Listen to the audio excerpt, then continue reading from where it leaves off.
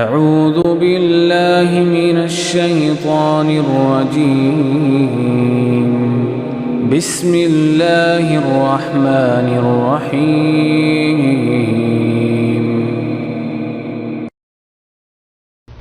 الحمدللہ رب العالمین. جو ہے اس کا مطلب کیا ہے؟ مفسرین نے بہت سی اس پہ مباحث کیے ہیں. دو باتیں آپ سے عرض کرتے ہیں. کا یا تو مطلب ہے استغراق. استغراق کا مطلب یہ ہوا کہ تمام کی تمام جتنی بھی تعریفیں دنیا میں جہاں بھی جو تعریف پائی جاتی ہے للہ اللہ کے لیے. کوئی خوبصورت ہے تو وہ بھی تعریف اللہ کے لیے، اللہ نے اسے حسن دیا ہے. کوئی صاحب علم ہے تو وہ بھی تعریف اللہ کے لیے، اللہ ہی نے اسے علم دیا ہے. کوئی آدمی سخی ہے تو بھی تعریف اللہ کے لیے کہ اللہ ہی نے اسے سخاوت اور دولت دی ہے اور جذبہ دیا ہے. تو اس کا مطلب یا تو یہ ہے کہ تمام تعریفیں اللہ کے لیے، یا تو یہ ترجمہ کیا جائے، اور یا پھر ال کو دوسری طرح لیا گیا ہے. ایک ہے کامن ناؤن اور ایک ہے پراپر ناؤن. اور جب بھی آپ جانتے ہی ہیں کہ کامن کو جب پراپر ناؤن میں چینج کرنا ہو تو اس کے لیے ہر زبان میں کچھ قاعدے ہوتے ہیں. العرب جب لگاتے ہیں تو اس کا مطلب یہ ہے کہ کوئی خاص چیز ہو گئی. بیت مثلاً گھر، اور البیت ایک خاص گھر.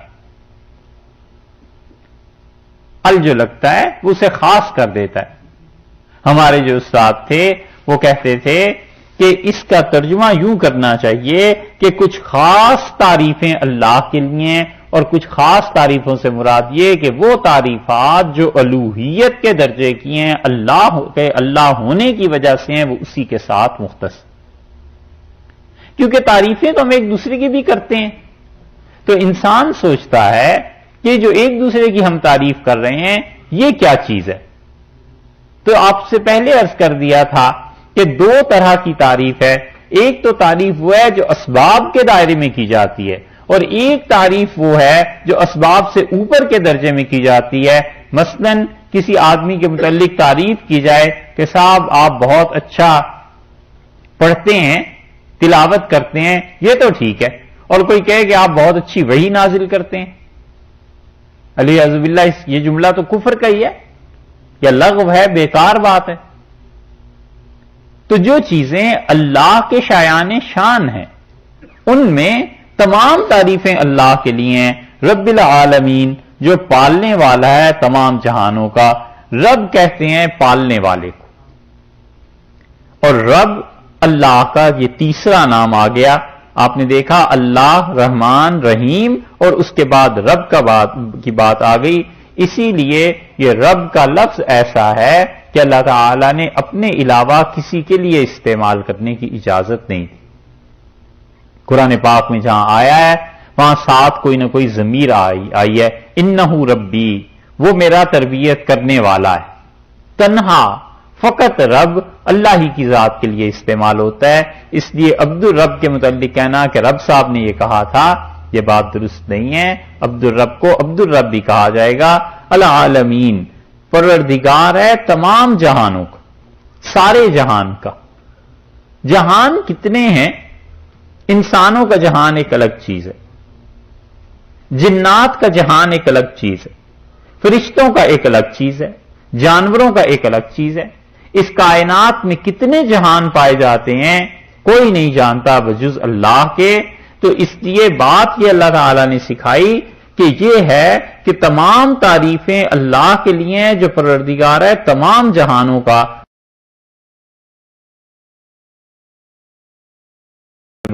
بے حد رحم کرنے والا، وہی چیز دوبارہ آ گئی. حنفی فقہا کے نزدیک اور مالکی فقہا کے نزدیک یہ جو بسم اللہ ہے نا سورہ فاتحہ سے پہلے آپ نے پڑھی، وہ کہتے ہیں کہ یہ کسی صورت کا بھی حصہ نہیں. وہ کہتے ہیں یہ بسم اللہ اس لیے نازل ہوئی کہ دو صورتوں میں فرق کر سکے، وگرنہ یہ جو بسم اللہ ہے یہ کسی صورت کا حصہ نہیں. اور ایک دلیل وہ یہ بھی دیتے ہیں کہ اگر یہ سورہ فاتحہ کا حصہ ہوتی تو ابھی تو پڑھا ہے الرحمن الرحیم، بسم اللہ الرحمن الرحیم، تو یہ دوبارہ بھی لانے کی کیا ضرورت تھی الرحمن الرحیم. ان کی ایک دلیل یہ بھی. تو اللہ تعالی نے پھر اپنے نام کو ذکر کیا، فرمایا بے حد مہربان، نہایت رحم کرنے والا۔ اس رحمت پہ اتنی احادیث ہیں، اتنا کچھ ہے، اس کو کچھ نہیں، اس باب کو کھولتے ہی نہیں، بس ایک حدیث آپ کو سنا دیتے ہیں۔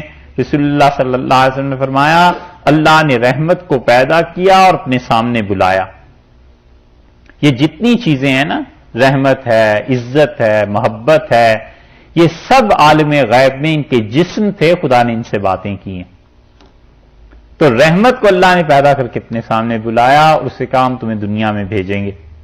تو اس نے کہا پروردگار مجھے نہ بھیج، یہ لوگ مجھ سے کام نہیں لیں گے۔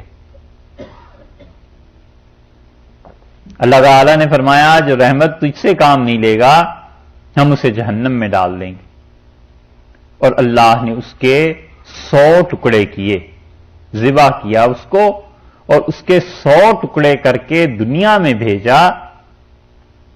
اور رسول اللہ صلی اللہ علیہ وسلم وہ ایک حصہ اللہ نے تقسیم کیا ہے اس وقت سے جب یہ دنیا بنی تھی اس وقت تک کے لیے جب قیامت آ جائے۔ حتیٰ کہ تم مرغی کو دیکھتے ہو، جانور کو، اس کا پنجہ اپنے بچے پر پڑ جاتا ہے تو وہ فوراً اٹھا لیتا ہے، یہ اس ایک حصے کا اثر ہے۔ اور 99 حصے اللہ نے اپنے پاس رکھے اور کہا ہم ان سے قیامت کے دن کام لیں گے۔ اتنی وسیع رحمت ہے اللہ، کوئی حد ہے؟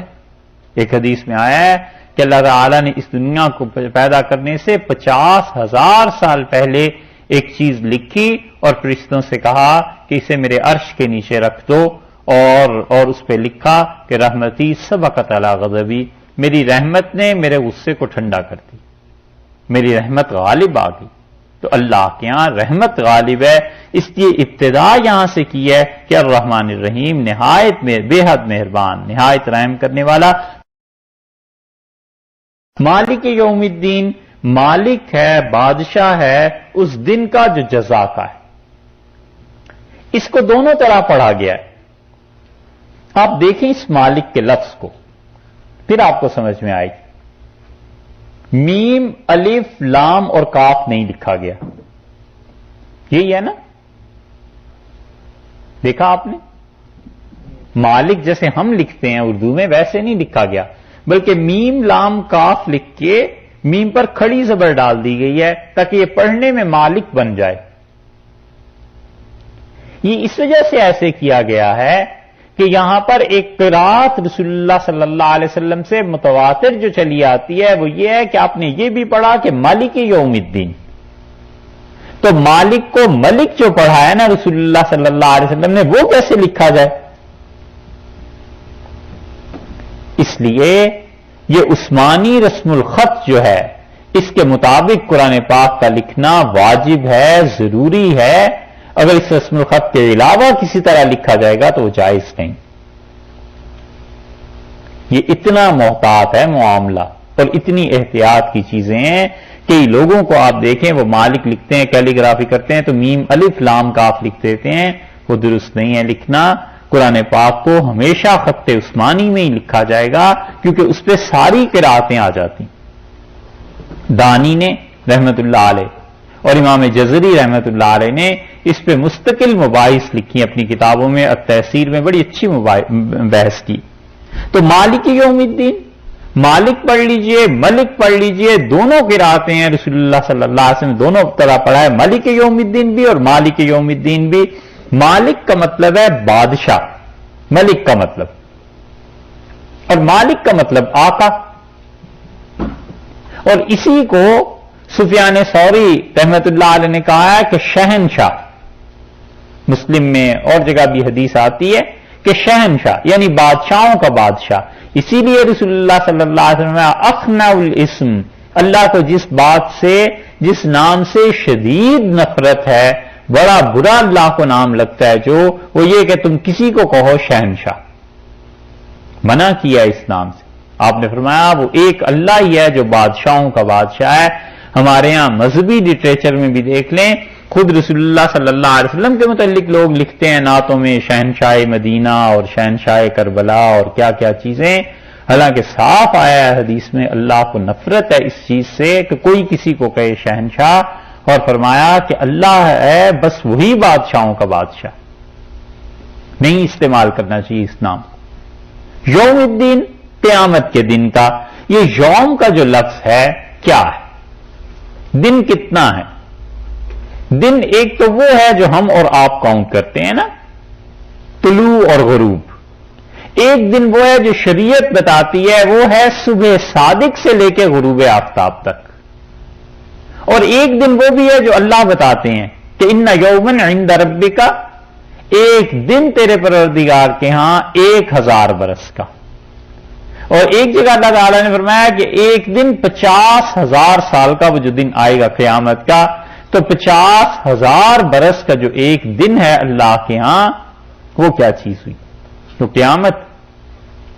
رسول اللہ صلی اللہ علیہ وسلم فرمایا میری امت کو ایک دن دیا گیا تھا 1000 سال، اور میں اللہ تعالیٰ سے درخواست کرتا رہا کہ میری امت کے لیے اور بڑھا دیں اور بڑھا دیں، تو پھر میری امت کو 1.5 دن دیا گیا، یعنی 1500 برس۔ اس سے بعض حضرات نے یہ نتیجہ نکالا ہے کہ 1500 برس جب پورے ہو جائیں گے، گویا آج سے 75 برس کے بعد پھر قیامت کی علامتیں تیزی سے آنا شروع ہو جائیں گی۔ تو کچھ بھی ہو، یوم اللہ کے ہاں 50,000 سال کا، لیکن وہ بعض لوگوں پہ اتنی آسانی سے گزر جائے گا، جیسے رسول اللہ صلی اللہ علیہ وسلم نے فرمایا جیسے نماز کا وقت ہوتا ہے ایسے گزر جائے گا، اور بعض لوگوں کے لیے واقعی دشوار ہو جائے گا اعمال کے اعتبار سے۔ دین جزا، جو کچھ کیا ہے وہی کچھ کاٹے گا، یہاں جو اعمال کرتا رہا ہے اسی کے مناسب حال اسے اجر مل جائے گا۔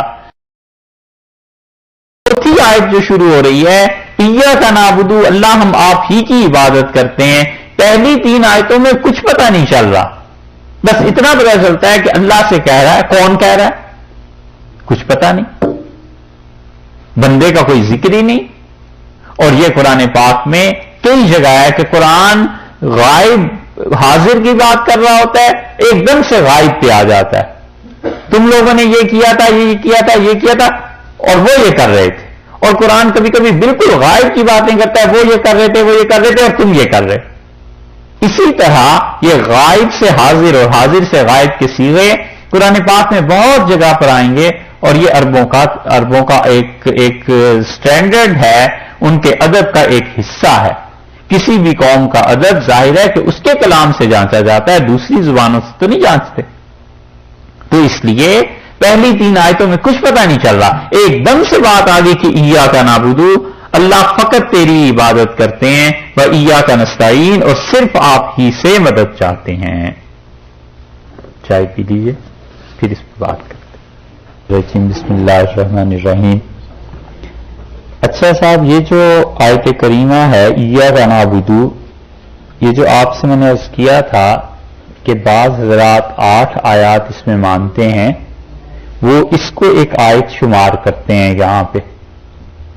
وہ کہتے ہیں کہ ایاک نعبد یہ مستقل ایک آیت ہے، یہاں رک جانا چاہیے، و ایاک نستعین، اس طرح وہ 8 آیتیں اس کی کرتے ہیں، لیکن یہ شاذ قول ہے، امت میں کوئی بھی اس بات کا قائل نہیں رہا، نہ کسی نے قرآن پاک کو اس طرح پڑھا ہے۔ 7 آیتیں ہمارے نزدیک بھی ہیں، اور بسم اللہ کے علاوہ 7 آیتیں ہیں سورہ فاتحہ کی، آگے آ رہی ہے بات، آپ سے عرض کرتے ہیں۔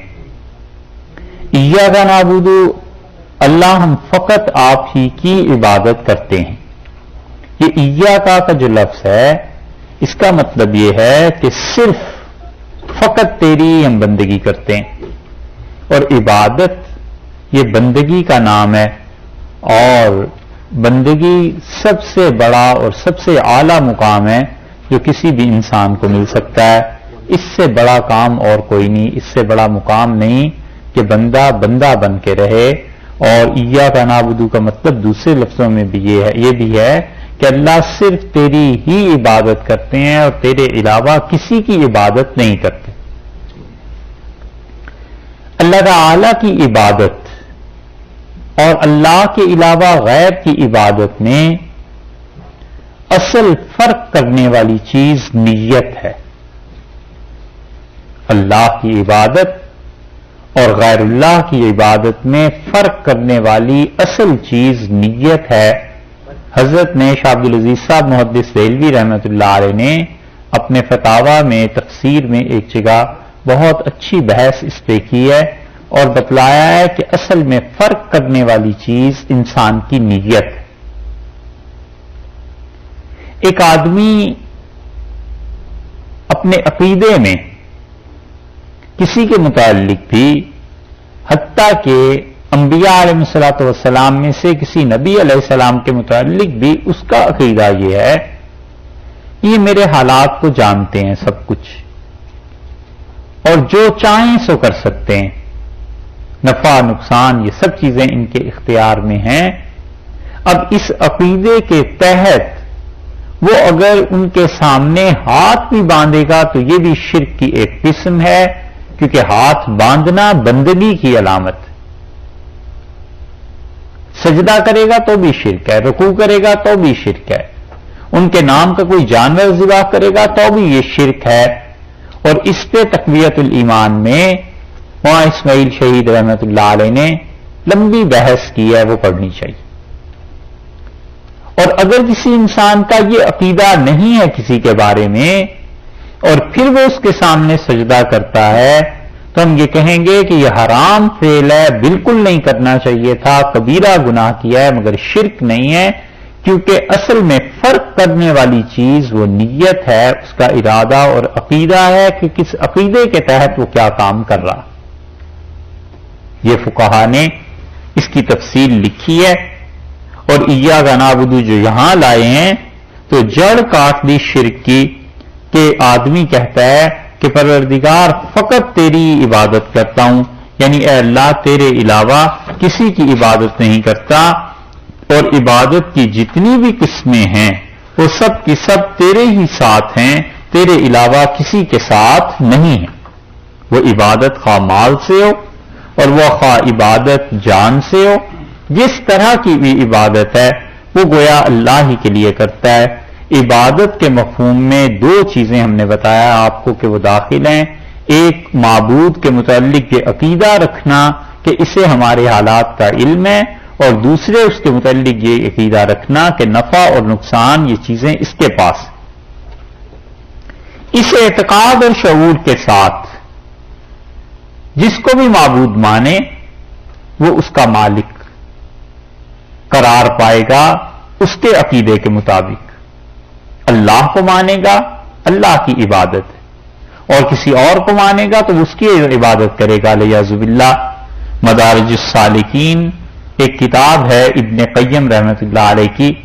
یہ ابن قیم جو ہے نا یہ کہنے میں شاگرد ہیں ابن تیمیہ کے، شیخ الاسلام کے رحمۃ اللہ علیہ، مگر حقیقت میں بعض جگہ پر ابن قیم رحمۃ اللہ علیہ کا علم اور ان کی قلم کی روانی اور جولانی اور ان کے معارف اور ان کے علوم اپنے شیخ سے بھی آگے. ہرات ہے نا افغانستان میں، یہاں کے ایک صوفی تھے، انہوں نے ایک کتاب لکھی، عبداللہ انصاری ہروی، ہرات کے رہنے والے تھے رحمۃ اللہ علیہ. انہوں نے ایک کتاب لکھی تھی منازل السائرین، عربی میں تصوف پہ، اور ابن قیم رحمۃ اللہ علیہ نے اس کی شرح کی ہے 5 جلدوں میں یا 4 جلدوں میں، اب جو چھپی ہے کوئی کہیں 5 میں کہیں 4 میں، مدارج السالکین کے نام سے، اور بہت اچھی کتاب ہے. اور ترجمہ غالباً ابھی تک اس کا ہوا نہیں اردو میں، مگر عربی کبھی آ جائے پڑھنی لکھنی تو اس کتاب کو پڑھیے گا. اسے پڑھ کے احساس ہوتا ہے کہ مدارج السالکین میں انہوں نے کن کن مقامات پہ بحث کی. اور شیخ نے ایک جگہ جو عبارت لکھی ہے مدارج السالکین میں وہ آپ کو سناتے ہیں. وہ کہتے ہیں کہ العبادت عبارت عن الاعتقاد والشعور. عبادت جو ہے وہ نام ہے اس عقیدے اور اس شعور کا، اس سمجھداری کا، اس عقیدے کا، بِأَنَّ لِلْمَعْبُودِ کہ جس کی میں عبادت کر رہا ہوں اس کو طاقت حاصل ہے غیبی طور پر، اور اس طاقت کی وجہ سے علی النفع والضرر، وہ نفع اور نقصان پر قدرت رکھتا ہے، اسے یہ طاقت ملی ہوئی ہے۔ میں جس کی عبادت کر رہا ہوں، شیخ کہتے ہیں ابن قیم رحمۃ اللہ علیہ کہ عبادت اس عقیدے اور اس شعور کا نام ہے کہ میں جس کی عبادت کر رہا ہوں اس کے پاس غیب سے اتنی طاقت موجود ہے کہ نفع اور نقصان کا مالک ہے۔ فَكُلُّ ثَنَاءٍ وَدُعَاءٍ وَتَعْظِيمٍ، تو ہر وہ دعا جو اس سے مانگے گا، ہر وہ تعظیم جو اس کی کرے گا، اور ہر وہ تعریف جو اس کی کرے گا، اس عقیدے اور اس شعور کے ساتھ فَهِيَ عِبَادَةٌ، تو یہ اس کی عبادت ہے۔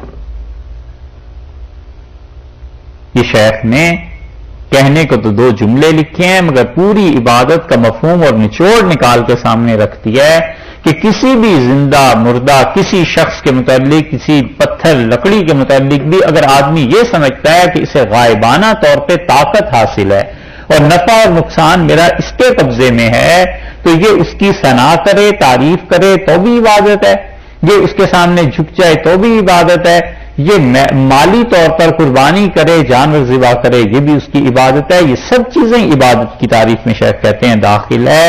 تو اس لیے کسی کے متعلق بھی اپنے عقیدے میں یہ نہیں بات رکھنی چاہیے کہ اللہ کے علاوہ بھی کوئی نفع اور نقصان کا مالک ہے۔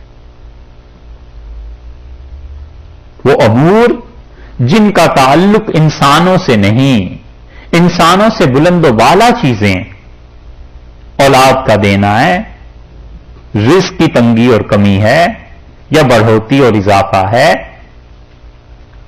دشمن پہ فتح ہے، بارشوں کا برسنا ہے، یہ سب کی سب چیزیں ایسی ہیں جو اللہ ہی کے قبضے میں ہیں۔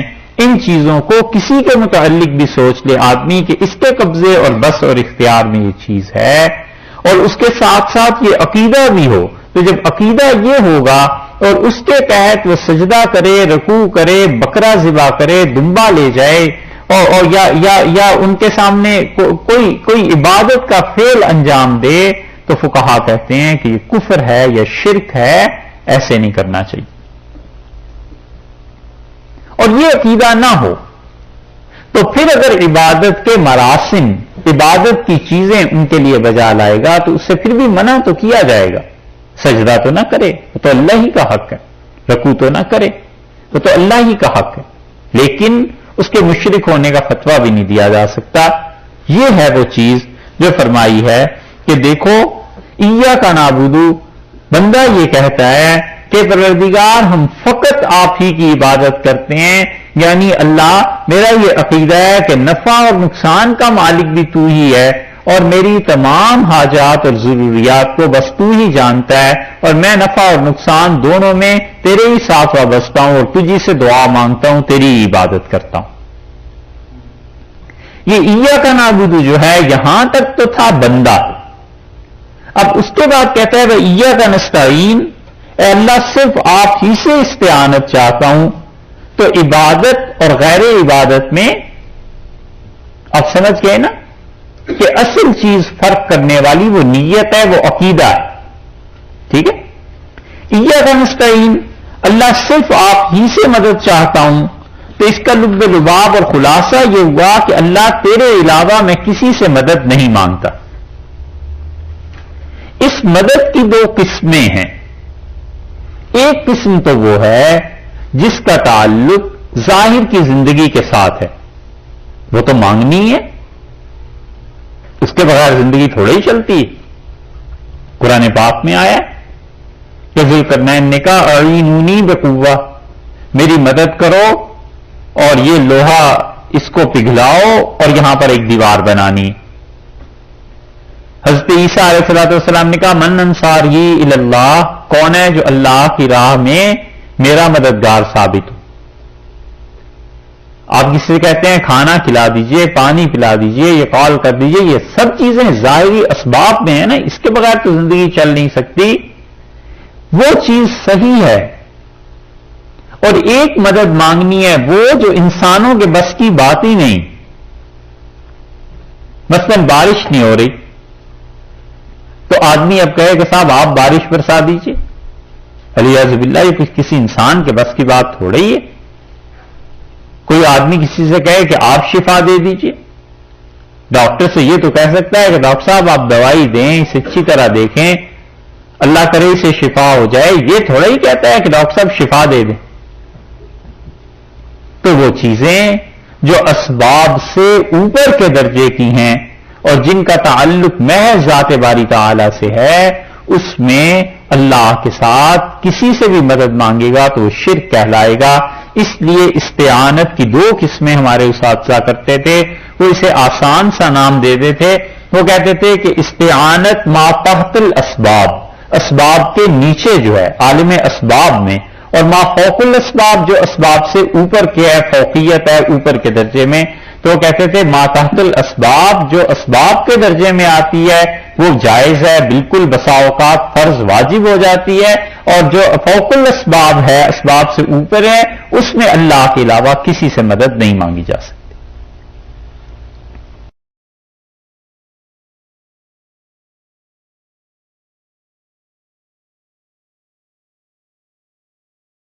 کا مسئلہ اگر عربی پڑھے ہوئے ہوتے آپ لوگ تو پھر اتنی تشریح کی ضرورت نہیں تھی، مگر ہم آپ سے کوشش کرتے ہیں آپ کو کچھ بات ممکن ہے آپ کی سمجھ میں آ جائے. سورہ انعام میں 7ویں پارے میں آپ دیکھیے،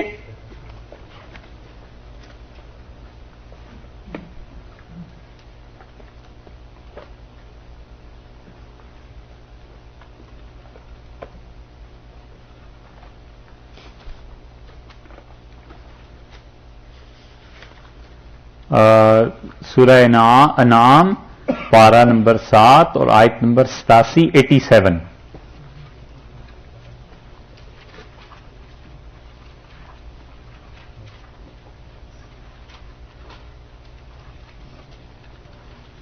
تین جگہیں آپ کو بتانی. 87 ملی. یہ اوپر سارا 84 میں دیکھیں گے آپ تو 84 میں سارے انبیاء علیہ السلام کا ذکر ہے کہ اوپر شروع ہوتی ہے کہ ہم نے حضرت ابراہیم علیہ الصلوۃ والسلام کو اسحاق ان کا بیٹا دیا، پوتے ان کے یعقوب آ گئے، کلن ہدینا ہم نے ہر ایک کو ہدایت دی، ونوحن ہدینا اور نوح علیہ السلام کو ہدایت دی. ان سے پہلے اور ان کی اولاد میں داؤد، سلیمان، ایوب، یوسف، موسیٰ، ہارون علیہ الصلوۃ والسلام یہ سارے تھے. پھر آگے آگے زکریا، یحییٰ، عیسیٰ، الیاس، اسماعیل، یسع، یونس، لوط علیہ الصلوۃ والسلام یہ سارے آ گئے نا، ہے نا؟ دیکھ رہے ہیں آخر پہ دیکھیے اس آیت میں 87 نمبر میں 87 میں وَهَدَيْنَاهُمْ إِلَىٰ صِرَاطٍ مُسْتَقِيمٍ، اور ہم نے انہیں راہ دکھائی سیدھی راہ کی طرف. وَهَدَيْنَاهُمْ إِلَىٰ صِرَاطٍ مُسْتَقِيمٍ، اور ہم نے ان تمام کو سیدھی راہ کی طرف دکھائی. اب یہاں دیکھیں الہ کا لفظ آیا ہے نا، ہدایت کے لفظ کے بیچ میں اور صراط مستقیم کے بیچ میں الہ کا لفظ آیا ہے. اور وہاں جو آپ نے پڑھا تھا کہ اہدنا الصراط المستقیم، تو وہاں ہدایت میں اور صراط مستقیم کے بیچ میں کوئی لفظ نہیں آیا. ٹھیک ہے، ایک مقام آپ اس کو خیال میں رکھیے گا، نشان میں رکھیے گا. سورہ فتح آپ دیکھیے 26ویں پارے میں جہاں سے یہ شروع ہو رہی ہے. 26ویں پارے میں سورہ فتح جہاں سے شروع ہو رہی ہے اس جگہ کو دیکھیے.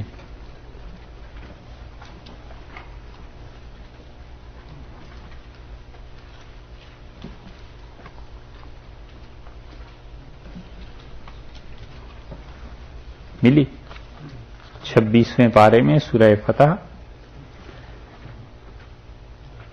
انا فتحنا لک فتحا مبینا لیغفر لک اللہ ما تقدم من ذنبک وما تأخر ویتم نعمتہ علیک. 48 نمبر ہے سورت کا، 48 سورہ کا نمبر ہے.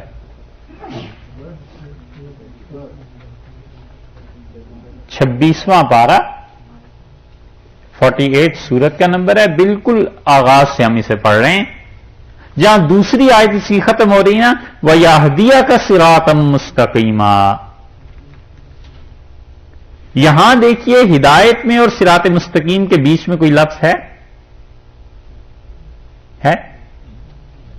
نہیں ہے نا؟ نہیں ہے نا؟ دیکھا قرآن پاک میں دونوں طرح آئے گا. کہیں کہیں بیچ میں لفظ ایک آ جاتا ہے جسے عرب اپنی اصطلاح میں کہتے ہیں کہ یہ حرف جر ہے. حرف جر کا مطلب یہ ہے کہ وہ اپنے بعد جو اس کے لفظ آتا ہے اس کو زیر لگا دیتا ہے. یہ تو جب عربی پڑھیں گے تو 17 حروف ایسے ہیں جو کہتے ہیں کہ جار مجرور کی بحث ہے، یعنی کون سے حرف پہ کس حرف پہ کیا فرق پڑتا ہے. جہاں یہ ہدایت اور صراط مستقیم کے بیچ میں کوئی حرف جر آ جائے اس کے معنی اور ہوتے ہیں، جیسا کہ سورہ انعام میں آپ نے دیکھا ہے. وہاں آ گیا نا وَهَدَيْنَاهُمْ إِلَىٰ صِرَاطٍ مُسْتَقِيمٍ، ہے نا سورہ انعام میں؟ ٹھیک ہے. اور کبھی جہاں یہ لفظ نہیں آتا اس کے معنی اور ہوتے ہیں. جہاں یہ لفظ آ جائے الہ، جیسے آ گیا ہے سورہ انعام میں، تو اس کا مطلب ہے اراۃ الطریق. شاہ ولی اللہ صاحب رحمۃ اللہ علیہ اس کا ترجمہ کرتے ہیں راہ دکھانا. راہ دکھانا. اور جہاں یہ لفظ نہ آئے اس کا ترجمہ ہے کہ راہ دیکھی بھی ہے، ثابت قدم رکھنا. تو استعمال کی دونوں صورتوں میں فرق ہوا. تو دوسری صورت جو وہاں آ رہی ہے سورہ فاتحہ میں کہ اہدنا الصراط المستقیم، وہاں دیکھ لیجیے صراط مستقیم اور ہدایت کے درمیان کوئی لفظ نہیں نا. تو وہاں اس کا مطلب یہ ہوا کہ اے اللہ میں ثابت قدم رکھ، جما دے. اس کو ہمارے اساتذہ کہتے تھے کہ مطلوب تک پہنچا دے. یعنی ہدایت تو ہم نے دیکھی ہوئی ہے، خدایا اسے کیا کر مطلوب تک پہنچا دے. اسی لیے شاہ عبد القادر صاحب رحمۃ اللہ نے جو ترجمہ کیا ہے نا، انہوں نے ترجمہ کیا ہے چلا ہم کو سیدھی راہ. یہ نہیں کہا دکھا ہم کو سیدھی راہ، کیونکہ دیکھنا تو جب ہوتا جب اس ہدایت اور صراط مستقیم کے درمیان کوئی حرف جر ہوتا. کمال کیا ہے شاہ صاحب. یہ جب تک یہ لغت اور یہ سب چیزیں پڑھی بھی نہ ہوں، یہ ترجمے کوئی بچوں کے کھیل نہیں. اگر حضرت ترجمہ کر جاتے دکھانے کا، چلانے کا نہ کرتے، تو کتنے ہی تھے جو کہتے شاہ صاحب نے کیسے ترجمہ کر دیا، تو غلط ہو گیا. شاہ صاحب نے ترجمہ کیا ہے چلا ہم کو سیدھی راہ. اس کا مطلب ہے اللہ ہدایت تو ہمارے پاس ہے، میں جو قرآن پڑھ رہا ہوں اے پروردگار تجھے رب مانتا ہوں، اللہ مانتا ہوں، رحمان و رحیم مانتا ہوں، قیامت کے دن کا مالک مانتا ہوں، صرف تیری عبادت کرتا ہوں، تجھ سے ہی مدد چاہتا ہوں. اور اے اللہ یہ جو ہدایت کی راہ مجھے مل چکی ہے مجھے اس پہ ثابت قدم رکھ یہاں تک کہ تجھ تک پہنچ جاؤں. یہ نہیں کہتا کہ اللہ یہ چیزیں ہو گئی اور مجھے اب ہدایت کی راہ دے، وہ تو کوئی معنی ہی نہیں ہے. بھائی ہدایت کی راہ تو پہلے ہی تم ہو اس پہ. کتنی باریک بات. اس لیے شاہ عبد القادر صاحب رحمۃ اللہ نے کمال کیا ہے کہ انہوں نے ترجمہ کیا کہ چلا ہم کو سیدھی راہ. اور یہی معنی زیادہ مناسب ہے یہاں کہ آدمی یہاں اللہ تعالیٰ سے یہ درخواست نہیں کر رہا کہ راہ دکھا، بلکہ التجا کرتا ہے کہ اللہ تو نے راہ دکھا دی ہے اور میری اس ہدایت کو اب قائم رہنا ہے. عنابت ہے مجھ میں پہلا درجہ. دوسرا درجہ ہدایت کا تھا، اللہ یہ بھی مجھے حاصل ہو چکا ہے. اب اس کے بعد تیسرا درجہ استقامت کا ہے، خدایا وہ مجھے دے دے کہ میں تیری عبادت کرتا رہوں. سمجھ میں آئی بات؟ ہدایت کی دو قسمیں ہیں. ایک ہدایت تو ہے فطرتاً اللہ نے ہدایت دی. فطرتاً آپ بھی ہدایت سمجھتے ہیں. بچے کو دودھ پینا کون سکھاتا ہے؟ اللہ ہی کی ذات. فطرتاً آدمی میں ہدایت رکھ دی کہ گندگی سے نفرت ہوتی ہے، اچھی چیزوں کے ساتھ دل لگ جاتا ہے. ایک یہ فطری ہدایت ہے اور ایک ہدایت ہے جو اس سے بڑے درجے کی ہے اور وہ آدمی اپنے قصد اور ارادے سے حاصل کرتا ہے. وہ وہی ہے کہ اللہ کی طرف رجوع کرنا اور اتنا زیادہ خدا کی طرف رجوع کرنا کہ وہ ربط القلوب کے درجے میں پہنچ جائے کہ اللہ اس کا دل تھام لے اور پھر ارتداد اور کفر کی باتیں اس میں باقی نہ رہیں. تو بندہ اس کی درخواست کر رہا ہے کہ اہدنا الصراط المستقیم، اے پروردگار مجھے وہ مقام عنایت فرما. بہت سی چیزیں مسلمانوں میں جو گم ہو گئی ہیں ان میں سے ایک چیز یہ بھی گم ہو گئی ہے کہ ہمت نہیں رہی کہ بلند چیزوں کی تمنا کریں، بلند چیزوں کی تمنا نہیں کرتے، بہت بڑا چھلانگ لگا لی تو یہ لگا لی کہ ملینر ہو جائیں بس، اچھا صاحب ہو گئے پھر کیا ہوا، اس سے بھی بڑی تمنا ہونی چاہیے۔ عمر بن عبدالعزیز رحمۃ اللہ علیہ کہتے تھے زندگی کا کوئی شعبہ ایسا نہیں جس میں میں نے قدم رکھا ہو اور اس شعبے نے اپنے دونوں شانے میرے سامنے نہ بچھا دی ہوں کہ میں تمہارے سامنے بے بس ہوں۔ کہتے تھے ایک لے دے کے حکومت رہ گئی تھی وہ بھی مل گئی اور اب بس جنت کی تمنا ہے، جنت ملے وہ دیکھیں کیسی ہوتی۔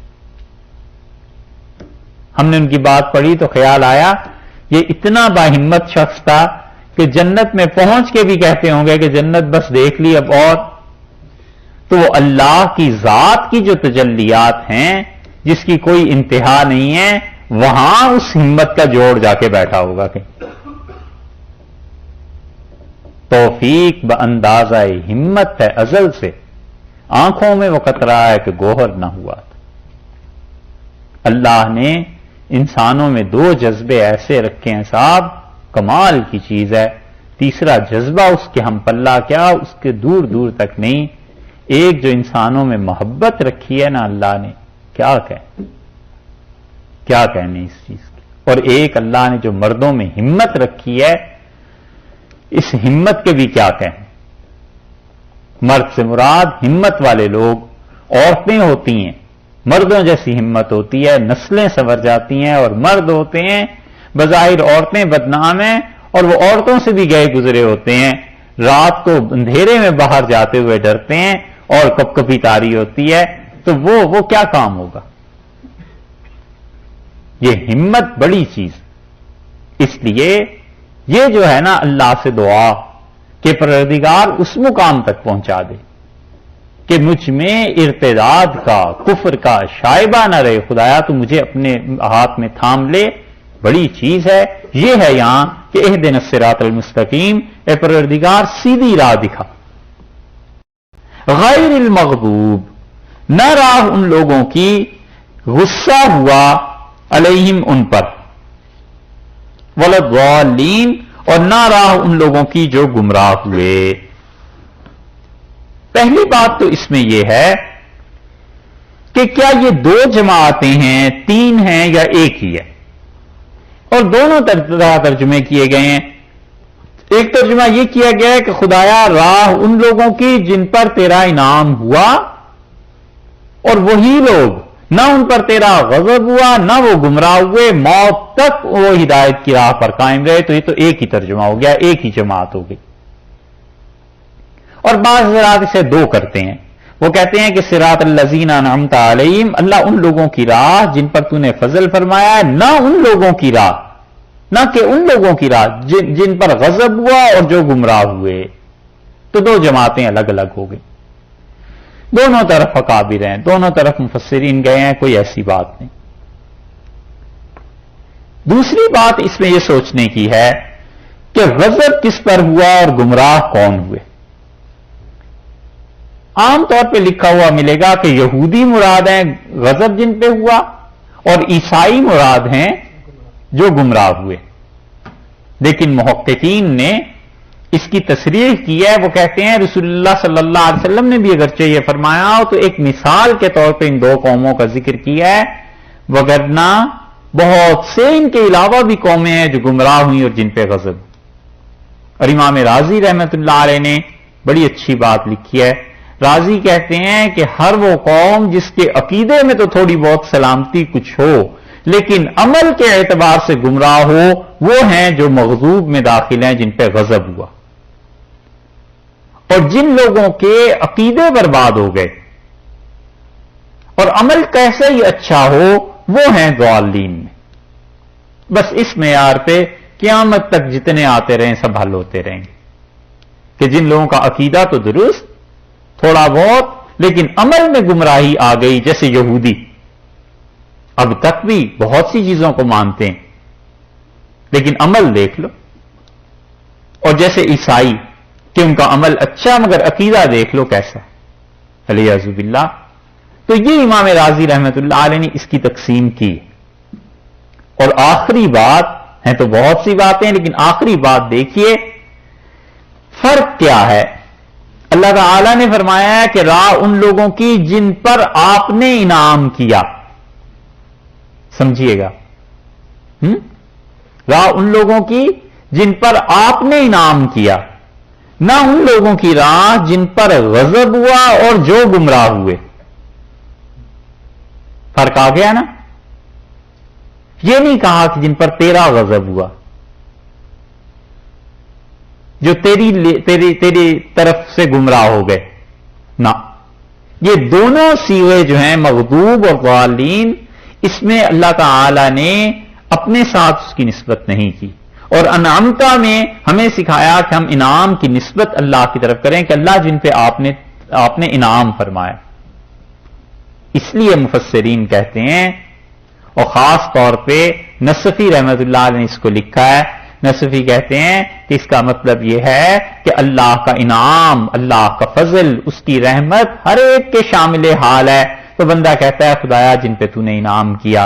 اور اللہ تعالیٰ کا غضب اور گمراہی ایسی چیز ہے کہ خدا نے اپنی طرف اس کی نسبت نہیں کی، کیونکہ اس کی رحمت کی شان بڑی بلند ہے، اس کی رحمت بہت وسیع. اس لیے غضب اور ضال یہ دونوں کو اپنے ساتھ نہیں لگایا. اس کے بعد ایک لفظ سکھایا آمین. آمین کا مطلب یہ کہ اللہ قبول فرما لے. رسول اللہ صلی اللہ علیہ وسلم سے پڑھا کرتے تھے. اور آمین اور وہ اعوذ باللہ یہ دونوں قرآن پاک میں شامل نہیں ہیں. بندہ اپنے پاس سے اس کو کہتا ہے، چونکہ حدیث میں یہ آیا. یہ سورہ فاتحہ کی دعا ہے، یہ سنگولر ہے یا پلورل ہے؟ مطلب جب آپ دعا کرتے ہیں یا اپنے لیے کرتے ہیں یا ساری امت کی؟ یہ بھی بات ہے. دعا تو بظاہر ہے سب لوگوں کے لیے، اور یہ اس لیے سب کا سکھایا ہے کہ انسان خیال میں رہے کہ مجھے دوسروں کے ساتھ مل کے ہی چلنا ہے. کہیں میں اکیلا ہوا، الگ ہوا تو میں کہیں اور جا گروں گا. اور امام رازی رحمت اللہ نے ایک اور بات لکھی ہے. سوال تو جتنے کرو گے بات اتنی طویل ہو جائے گی. امام رازی رحمت اللہ نے لکھا ہے کہ بندہ یہ عرض کرتا ہے کہ پروردگار ہم سب کو راہ دے دے، ہم سب تیری عبادت کرتے ہیں، ہم سارے کے سارے، اور پھر نماز میں یہی پڑھتا ہے. تو امام رازی رحمت اللہ علیہ کہتے ہیں گویا کہ یعنی یہ ایسے ہی ہے، گویا کہ بندہ یہ سوچتا ہے کہ پتہ نہیں میری نماز قبول ہو یا نہ ہو، پتہ نہیں میری دعا سنی جائے یا نہ سنی جائے. تو سب مل کے اس بات کو مانگتے ہیں، اگر کسی ایک کی بھی سن لی گئی تو میں بھی اس میں شامل ہو ہی جاؤں گا. تو اس لیے بجائے واحد کے صیغے کے جمع کے صیغے استعمال کیے گئے.